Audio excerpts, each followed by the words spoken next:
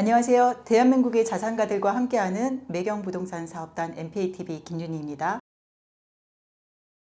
오늘은 대한민국에 꼬마 빌딩이라는 어휘 자체도 없을 때 그 어휘의 어원을 만들고 5건 모두 베스트셀러화 시킨 임동건 대표님을 모시고 이번에 새로 쓴 꼬마 빌딩 레벨업 재테크 6번째 책에 대해서 그 안에 들어가 있는 그동안의 노하우들과 과거의 경험과 어려움들을 다 하나씩 풀어내는 시간을 갖도록 할 건데요. 알짜로만 한번 의견을 나눠보도록 하겠습니다. 오히려 신축 시장이 원가 상승으로 인해서 신축을 못 가니까 리모델링 시장이 굉장히 핫하게 최근에 이슈가 되는 것 같아요. 지금이 어찌 보면 이제 리모델링을 비즈니스화하기에 굉장히 좋은 기회이기도 하고 또 이 낡은 건물을 보유하고 계신 분들이나 노후 건물을 매입해서 이거를 이제 밸류업 시켜서 시세 차익과 임대 수익을 얻을 수 있는 그런 또 시장이 좋은 방향으로 가지 않나. 물론 이제 신축 비용이 이제 뭐 거의 3년 전에 비해서 거의 2배 정도 오른 게 사실입니다. 근생을 짓는다 그러면 한 3년 전에는 평당 한 500만 원이면 됐는데 요즘은 뭐 한 1000만 원 보통 이렇게 하는데 리모델링의 장점이라는 것은 신축비의 절반 이렇게 할 수 있기 때문에 지금 이렇게 부동산 침체기에는 리모델링을 사업화하는 것도 좋은 기회가 아닌가 이렇게 생각을 합니다. 지난 저금리 여파로 3년 동안 땅값도 워낙 많이 오른 데다가 새로 뭔가를 투자를 하는 건 힘들어요. 그래서 리모델링 시장으로 좀 들어오고는 있는데 그렇지만 그럼에도 불구하고 리모델링에 많이 투자하시는 꼬마 빌딩 시장들이 지금 많이 최근에 침체기에 들어가 있단 말이에요. 그렇습니다. 그런데 그런 것들을 극복할 수 있는 꿀팁이 뭐가 좀 있을까요? 아파트 투자는 이제 대세 상승기 초입에 사서 어깨쯤에 이제 팔거나 몇 년 기다렸다가 다음 대세 상승기에 차익을 노려볼 수가 있겠지만 꼬마 빌딩 같은 경우는 특히 이제 준공된 지 한 25년 정도 지나면 거의 건물 가격은 지불하지 않고 땅값으로만 살 수 있잖아요. 그래서 이 아파트 투자와 다른 꼬마 빌딩의 차별점이라고 하면은 아파트 시장에는 약간의 좀 거품이 어느 정도 있잖아요. 수요가 몰리면 가수요가 덧붙여져서 그게 이제 가격에 반영돼서 꼬마 빌딩 시장은 땅값 뭐 50평이야. 그러면 평당 5천만 원이다. 그럼 뭐 25억이잖아요. 그럼 이제 땅값은 한번 올라갔다가 떨어지는 일은 별로 없거든요. 그냥 횡보하다가 또 그 다음에 대세 상승이 또 올라가고 아파트는 올라갔다가 내려갔다가 다시 올라가고 이러는데 꼬마 빌딩 시장이 활성화되지 않은 부분은 당연히 이제 고금리가 가장 크죠. 그 다음에 최근에 한 3년 동안 서울 같은 경우는 뭐 워낙 많이 50%또 요지의 경우는 뭐 한 100%도 올랐으니까 그래서 굉장히 좀 진입 장벽이 많이 높아졌고 또 레버리지 활용하기도 좀 마땅치 않은 그런 좀 어려운 시기인 것은 틀림없습니다. 그렇지만 또 뭐 매매가 필요하신 분들 꼭 있으니까. 근데 이제 정말 낡은 거 그대로 팔자고 하면 사실 잘 안 팔려요. 건물도 포장지를 좀 예쁘게 씌워야지 잘 팔리더라고요. 그렇게 해서 건물 가치를 상승을 시켜야지만 잘 팔리기도 하고 가치가 높아질 건데 그럼 어떤 식으로 어떻게 해야 돼요? 결론은 이제 건물 시장에서 땅값으로만 나온 거, 그 중에서도 땅값도 시세보다 조금 저렴하게 그런 게 분명히 있거든. 땅값으로만 나왔다고 하면 아까 초반에 말씀하신 감가상각 거의 다 돼서 땅값만 딱 받는 그런 것들 중에서 또 시세가 예를 들어 평당 5천만 원인데 뭐 한 4,500에 나왔다든가 요즘과 같은 상황을 충분히 활용하면 그런 물건들이 분명히 또 있습니다. 그래서 이제 그런 물건을 매입을 해서 리모델링을 통해서 가치를 수직 상승시키는 것이죠. 지금처럼 이렇게 침체기에는 그런 그 우량 매물을 매입해서 리모델링을 잘 가미해서 자산 증식을 시키는 것이 좋지 않나. 그러면 리모델링이 좋은 방법인 것 같기는 해요. 그런데 그 리모델링이라는 것도 정말 손대기 시작하면 한두 끝도 없어요. 책에서도 풀어주셨던데 도대체 어디서부터 시작을 하는 게 좋을까요? 리모델링이라는 것이 시간과 비용의 절반 정도 투입을 해서 신축에 준한 건물 기능과 미관과 임대료 수입을 얻을 수 있다는 것이 이제 장점인데 그렇다고 아무 낡은 건물이나 전부 다 리모델링 하면 그런 효과를 얻을 수 있느냐?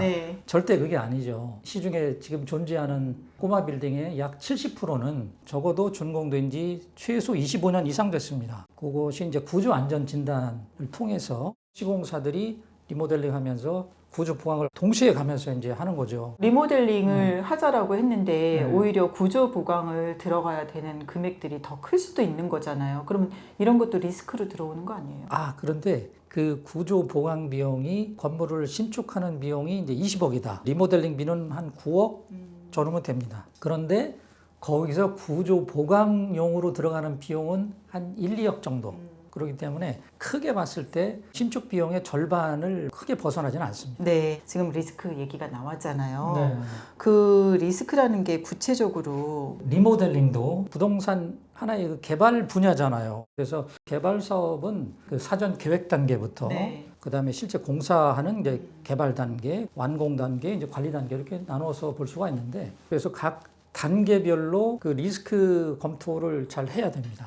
그래서 이제 그 리모델링에 있어서 리스크라는 것이 아주 집중적으로 주의해야 될 사항인데 이거를 제대로 안 했을 경우에 이제 문제가 되는 거잖아요. 그 문제라는 게 결국은 다 돈의 문제잖아요. 돈이죠. 사업의 돈으로 손패가 커버를 이제 하니까. 그 갈리는 네. 것이고 결국은 이제 리스크이기도 하지만 아주 그 주안점이라고 설명을 드릴 수가 있는데 이 책은 이제 서울 시내에서 이제 리모델링 된 사례 44건을 실었습니다. 이론과 그 실전 사례를 네. 아주 대대적으로 모아서 한 책에 담은 책이라서 리모델링을 고려하신 분들은 많은 도움이 되지 않나 이렇게 생각합니다. 그리고 또 건축법이라는 부분들도 간과할 수는 없는데 지금 그러한 것들이 차근차근 그렇습니다. 기초 단계부터 들어가 예. 있는 거죠. 예.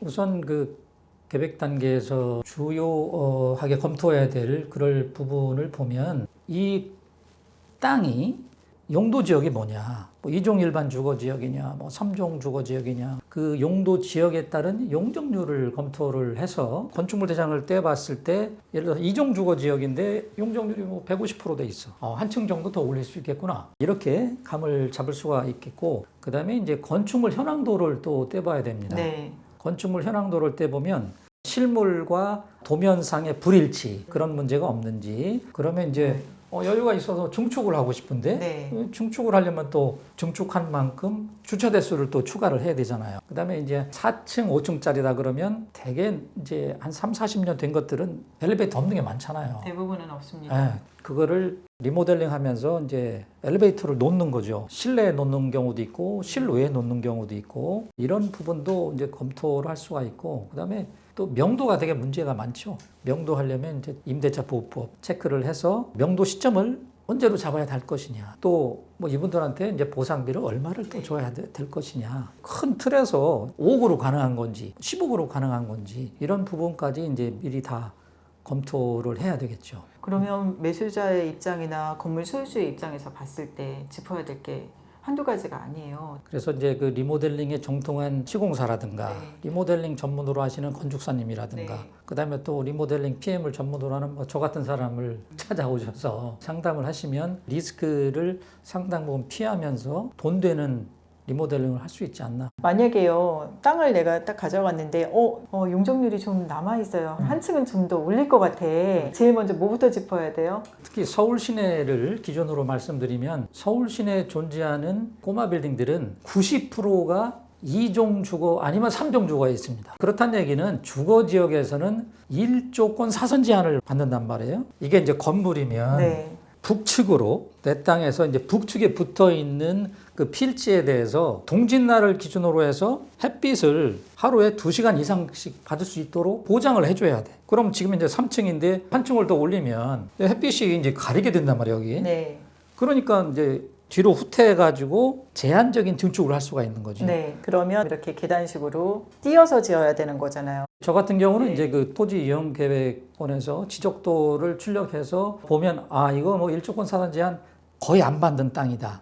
이거는 이제 어느 정도 증축이 가능하다. 금방 판단이 되는데 아파트는 모든 공법적인 제한이 다 걸러진 상태에서 지어진 네. 결과물이잖아요. 단지 확인하고 가격 맞는 거 내가 선택하면 끝. 천편일률적이죠. 근데 이 꼬마 빌딩은 땅 모양 다 달라. 또 1조권 사선 제한이 있대. 또 주차장법에 따라 주차 대수도 확보를 해야 되는데 따져봐야 될 문제점, 리스크들이 너무 많죠. 남들이 공부하기 어렵고 알기 어려운 거 내가 공부해서 골라먹는 맞아요. 재미가 있네요. 아파트 투자는 모든 국민들이 다 하는, 다 관심 있는 그 재테크지만 꼬마 빌딩 투자는 이렇게 공법적인 그 지식이 또 장착을 해야 되기 때문에 네. 아무나 또 못 들어오는 게 이 꼬마 빌딩 재테크입니다. 대표님 책 읽어보면 자세히 나오나요?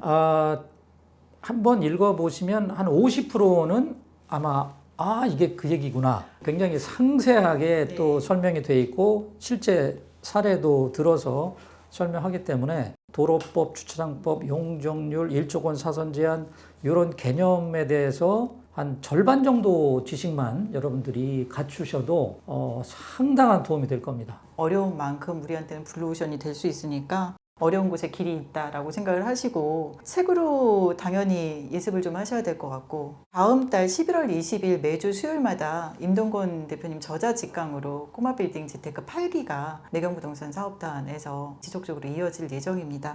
오늘은 여기서 마치도록 하겠습니다.